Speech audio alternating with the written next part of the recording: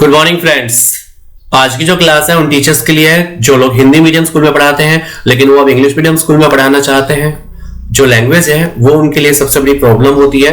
तो आज की क्लास जो मैं आपको दे रहा हूं ये आपकी बहुत हेल्प करने वाली है। आप इसको ध्यान से देखिए। क्लास का नाम है क्लासरूम लैंग्वेज और इसमें मैंने यूजफुल फ्रेजेस लिए हैं जो इंग्लिश में है, एक टीचर्स के लिए बहुत काम आते हैं। आपका अपना साथी भूपेंद्र BK रोहिल्ला आपके सामने है। देखिए जो सबसे पहला चैप्टर है हमारा the beginning of the lesson. जब हम क्लास को स्टार्ट करते हैं तो सबसे पहले हमें बच्चों को विश करना होता है और इसमें जरूरी है कि जब हम क्लासरूम में जाते हैं अगर मॉर्निंग टाइम है तो हमें यूज करना है गुड मॉर्निंग एवरीबॉडी, क्योंकि वहां पे बहुत सारे स्टूडेंट हैं, उन सभी को हमें एक साथ विश करना होता है। तो हम बोलेंगे गुड मॉर्निंग एवरीबॉडी।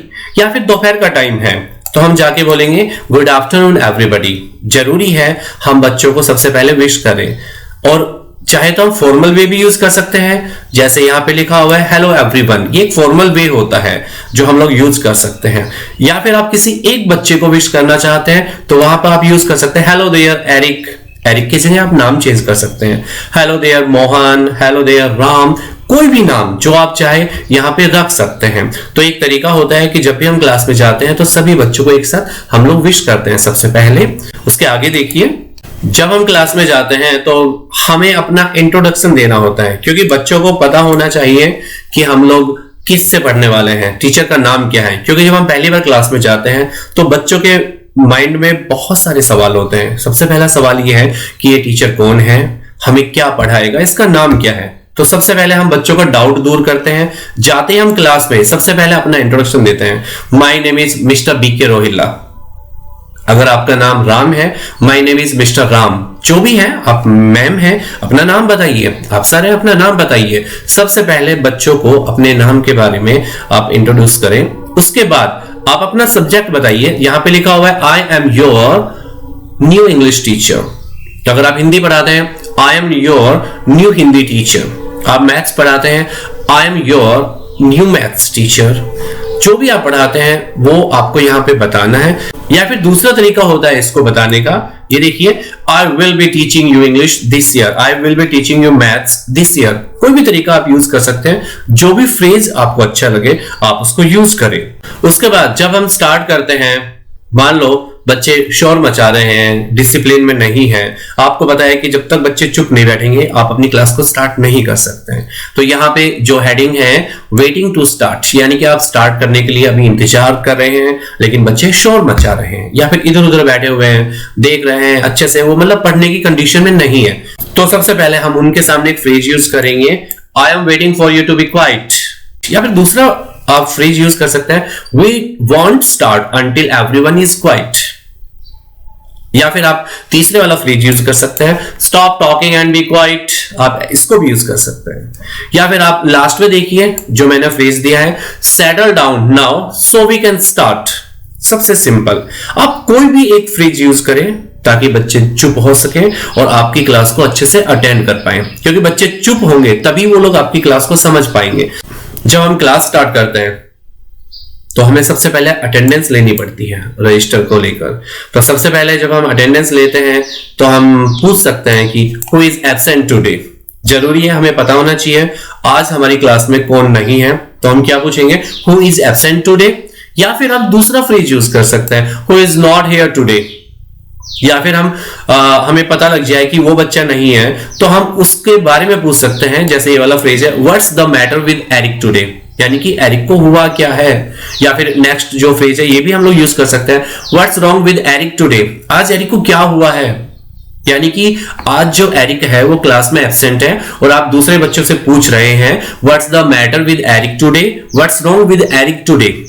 देखिए जब हम क्लास में जाते हैं तो हमें वो बच्चा जब दिखाई देता है तो हम उससे पूछ सकते हैं उसकी तबीयत के बारे में, उसकी हेल्थ के बारे में कि क्या हुआ था, क्यों नहीं आया था वो स्कूल। तो हम उससे पूछते हैं हाउ आर यू। जैसे एरिक नहीं आया था कल तो हम एरिक से पूछेंगे how are you Eric today, Eric आज तुम कैसे हो। या फिर हम पूछ सकते हैं how are you getting on, यानी कि कैसा चल रहा है तुम्हारे साथ। या पूछ सकते हैं हाउ इज योर लाइफ, हम ये वाला फ्रेज भी यूज कर सकते हैं। या फिर आप उससे सीधा सवाल कर सकते हैं Why were you absent last Monday, Eric? यानी कि लास्ट मंडे को एरिक तुम क्यों नहीं आए थे, या लास्ट डे को तुम क्यों नहीं आए थे, या यस्टरडे को तुम क्यों नहीं आए थे। हम यूज कर सकते हैं और उससे पूछ सकते हैं, या फिर हम ऐसे पूछ सकते हैं कि how are things with you Eric. देखिए जब हम लोग पढ़ा चुके होते हैं हम उनको कहते हैं कि आप अपनी बुक्स को बंद कर दें, बैग को पैक कर लें, या चीजों को दूर रखें, ऐसा कुछ कहते हैं, गाइड करते हैं। तो उसके लिए फ्रेजेस है, क्लोज योर बुक्स, अपनी बुक्स को बंद कर दीजिए please, put your books away, अपनी बुक को दूर रखिए, पैक योर थिंग्स अवे, अपनी चीजों को दूर करें प्लीज। या फिर हम बोल सकते हैं क्लियर योर टेबल्स प्लीज, अपनी टेबल को साफ करें, क्योंकि हमें कुछ और कराना होता है एक्टिविटी, तो हम चाहते हैं कि टेबल बिल्कुल क्लियर होनी चाहिए। तो हम बोल सकते हैं जब हम कोई क्लास स्टार्ट करते हैं तो बच्चा लेट होता है, तो हम उससे पूछ सकते हैं कि आप लेट क्यों हैं, क्या कारण है। पहला फ्रेज देखिए, वेयर हैव यू बीन, तुम कहां थे। या फिर हम पूछ सकते हैं what have you been doing, तुम क्या कर रहे थे, यानी कि तुम लेट आए हो, उसका कारण हमें बताओ। हम बच्चे को यह बता सकते हैं वी स्टार्टेड 10 मिनट्स अगो, कि हमें 10 मिनट हो गए शुरू हुए। या फिर हम उससे कोई कारण पूछ सकते हैं डिड यू मिस योर बस, क्या तुम्हारी बस मिस हो गई थी। या फिर हम दूसरा जो अक्सर बच्चों के साथ होता है, डिड यू ओवरस्लीप, क्या तुम सोते रहे, क्या तुम जग नहीं पाए। फिर हम उसको वार्निंग देते हैं कि ऐसा नहीं होना चाहिए, तो हम उसको कह सकते हैं don't let it happen again.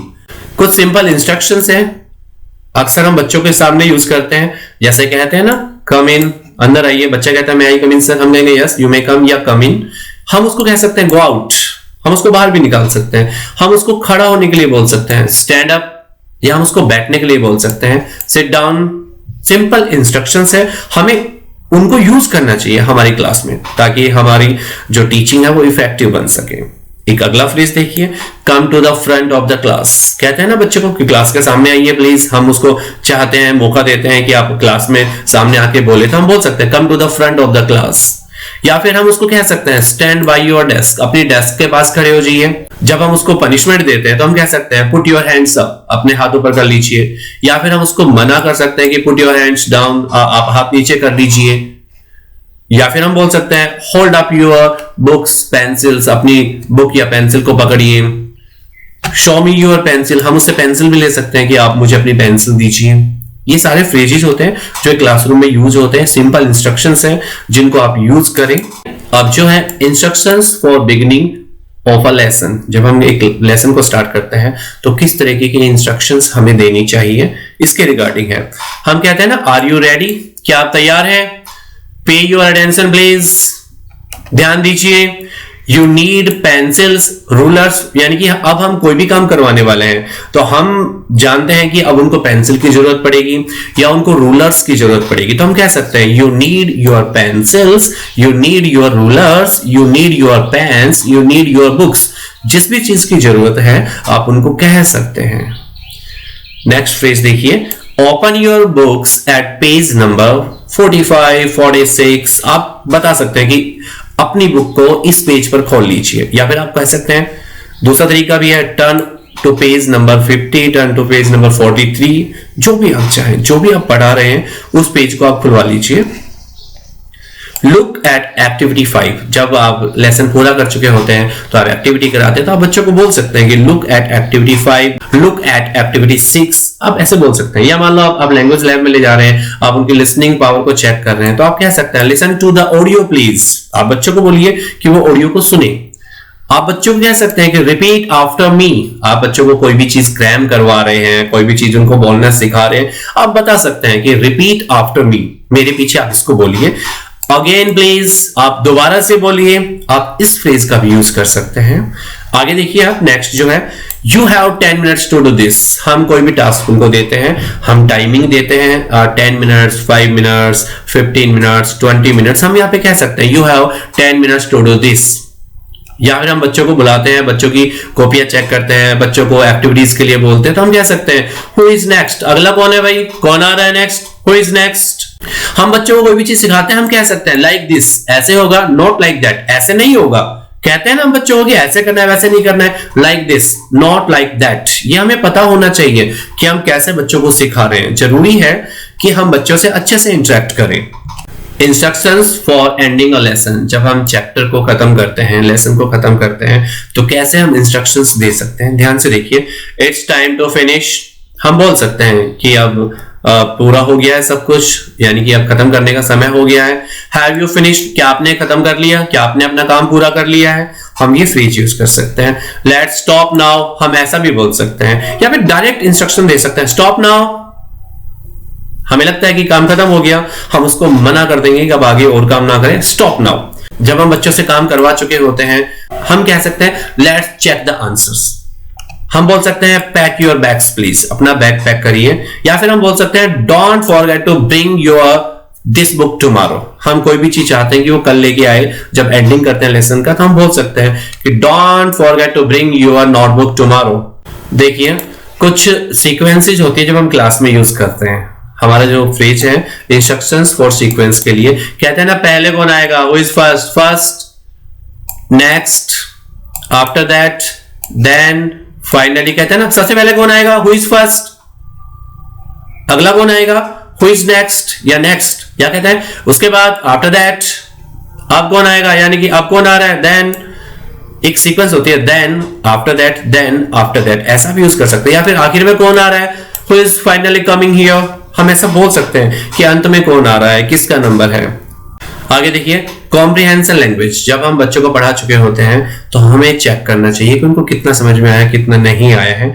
उसके लिए हम बोल सकते हैं आर यू रेडी, आप तैयार हैं, आर यू विद मी, आप मेरे साथ हैं, या फिर आर यू ओके, या फिर हम बोल सकते हैं इज दिस ओके, ठीक है ये, या फिर हम कह सकते हैं डू यू गेट इट, क्या आप समझ गए, डू यू अंडरस्टैंड, क्या आप समझ गए, आपने क्या कहा बेटा, व्हाट डिड यू से। या फिर हम कह सकते हैं से इट अगेन प्लीज, आप दोबारा से बोलिए। हम कह सकते हैं वन मोर टाइम प्लीज, एक बार आप और करें, एक बार आप और बोले। आप बच्चों को वेट करने के लिए बोल सकते हैं, वेट अ मिनट, जैसे hang on a moment please, कुछ समय के लिए रुकिए, just hold on a moment, थोड़ा ठहरिए, थोड़ा रुकिए। या फिर आप कह सकते हैं stay where you are for a moment, क्योंकि बच्चे भागते हैं, जल्दबाजी करते हैं, तो जरूरी क्या है कि हम बच्चों को रोकें जल्दबाजी करने से, ताकि कुछ गड़बड़ ना हो जाए। या फिर हम कह सकते हैं जस्ट अ मोमेंट प्लीज, या फिर हम कह सकते हैं one more thing before leaving the class, आप क्लास छोड़ने से पहले एक चीज और ध्यान रखें। हम अपनी सारी इंस्ट्रक्शंस उनको दे सकते हैं। बैक टू योर प्लेसेस, मतलब बच्चे खड़े हो गए सभी, हम कह सकते हैं बैक टू योर प्लेसेस, सभी अपनी जगह पर चले जाएं, क्योंकि जरूरी है क्लास मैनेजमेंट आपको आनी चाहिए। और ये फ्रेजेस हम लोग एंड में यूज कर सकते हैं जब हम बच्चों को इंतजार करने के लिए कहते हैं। देखो जब हम बच्चों को छोड़ते हैं तो उससे पहले होमवर्क देते हैं, हमें उनको होमवर्क देना होता है। तो होमवर्क के टाइम में कौन से फ्रेजेस, कौन से सेंटेंसेस यूज करने हैं उनके बारे में देखिए। This is your homework for today, यानी कि आज के लिए ये आपका होमवर्क है। या फिर हम कह सकते हैं do exercise 7 on page 22 for your homework. हम स्पेशल इंस्ट्रक्शंस देते हैं कि कौन से पेज पर और कौन सी एक्सरसाइज आपको करनी है, ये आपको पता होना चाहिए। आगे देखिए हम prepare the next chapter for Monday, यानी कि मंडे को आपको कौन सा चैप्टर तैयार करना है। नेक्स्ट देखिए there is no homework tonight, यानी कि आज के लिए कोई होमवर्क नहीं है। बच्चों के लिए सबसे हैप्पी मोमेंट होता है जब एक टीचर उसको कोई होमवर्क नहीं देता, क्योंकि टीचर भी सोचता है कि बच्चों को कंटिन्यू हम लोग होमवर्क दे रहे हैं, अब बच्चों का टाइम है, थोड़ा सा वो अपनी लाइफ भी जिए। तो बच्चों को वैसे भी होमवर्क कम देना चाहिए, जितना हो सकता है क्लासरूम में ही करवाना चाहिए, क्योंकि क्लासरूम में वो कंटिन्यू 6-7 घंटे पढ़ते हैं, उसके बाद 4-5 घंटे उनके पास होने चाहिए, ताकि उनकी फिजिकल ग्रोथ हो सके, उनकी मेंटल ग्रोथ हो सके, उनकी सोशल ग्रोथ हो सके। तो जरूरी है कि कभी कभी हमें होमवर्क को स्किप भी करना चाहिए। नेक्स्ट देखिए रिमेंबर योर होमवर्क, यानी कि हम बच्चों को कह सकते हैं कि याद रखना अपने होमवर्क को। Next take a worksheet as you leave, यानी कि जब आप जाएं तो अपनी वर्कशीट को लेकर जाएं। बहुत सारे तरीके होते हैं होमवर्क देने के, हम वर्कशीट पर भी होमवर्क दे सकते हैं। देखिए कभी कभी जब हम क्लास स्टार्ट करते हैं नो टाइम टू स्टॉप, यानी कि अभी हमें पता है समय बचा हुआ है, हम बच्चों को कह सकते हैं the bell hasn't gone yet, यानी कि अभी तक बेल नहीं लगी है, आप अपना काम जारी रखें। दूसरा तरीका यूज कर सकते हैं there are still 2 minutes to go, यानी कि अभी 2 मिनट बचे हुए हैं, आप अपना काम करते रहें। हम बच्चों को रुकने के लिए नहीं बोलेंगे, हम कहेंगे कीप गोइंग, अपना काम करते रहिए आप। हम नेक्स्ट फ्रेज भी यूज कर सकते हैं we still have a couple of minutes left, अभी हमारे पास 2 मिनट्स बचे हुए, आप अपना काम करते रहें। We seem to have finished early, हम कह सकते हैं कि लगता है जल्दी ही खत्म हो गया, यानी कि अभी टाइम बचा हुआ है। आप बच्चों को ये भी कह सकते हैं the lesson does not finish till 5 past, या नेक्स्ट फ्रेज भी यूज कर सकते हैं your watch must be fast, कि तुम्हारी घड़ी तेज चल रही है, अभी टाइम नहीं हुआ है। नेक्स्ट फ्रेज देखिए, we have an extra 5 minutes, कि अभी हमारे पास 5 मिनट और बचे हुए हैं। हमें लगता है कि टाइम खत्म हो गया, लेकिन हमें पता है कि अभी पूरा टाइम नहीं हुआ है, 5 मिनट और बाकी है, हम एक्स्ट्रा टाइम उनको दे रहे हैं, तो हम कह सकते हैं we have an extra 5 minutes. Next देखिए, sit quietly till the bell goes, या हम कह सकते हैं जब तक बेल नहीं बजती आप चुपचाप बैठे रहें, आप आराम से अपना काम करें। जब हम क्लासरूम को छोड़ते हैं तो हमें किस तरीके की इंस्ट्रक्शंस यूज करनी है, देखिए, गेट इनटू अ क्यू, यानी कि एक लाइन में खड़े हो जाएं। हम कह सकते हैं form a queue and wait for the bell, यानी कि जब तक बेल नहीं बजती आप लाइन में खड़े रहें। All of you get outside now, यानी कि आप सभी बाहर जा सकते हैं। Hurry up and get outside, जल्दी करें, बाहर खड़े हो जाएं या बाहर चले जाएं। Try not to make any noise as you leave, बच्चों को इंस्ट्रक्शन दे सकते हैं कि जैसे आप बाहर जाएं शोर ना बचाएं, क्योंकि बच्चे चिल्लाते बहुत हैं, इससे क्या है कि डिसिप्लिन बिगड़ता है। Be quiet as you leave, यानी कि जैसे आप छोड़ते हैं बिल्कुल चुप रहेंगे। Other classes are still working, क्योंकि दूसरी क्लासेस अभी चल रही है। जब हम जाते हैं तो बच्चों को बोल सकते हैं गुड बाय, ये जब हम लोग विश करते हैं बाय बाय, डिपार्टिंग टाइम जो होता है उसके लिए है। Good bye everybody, see you again next Saturday, see you later friends. अब नेक्स्ट फ्रेज बोल सकते हैं सी यू टुमारो आफ्टरनून, या फिर आप बोल सकते हैं हैव ए गुड हॉलीडे, जब हॉलीडे है तो हैव अ गुड हॉलीडे। हम कह सकते हैं enjoy your vacation, see you in room 10 after the break.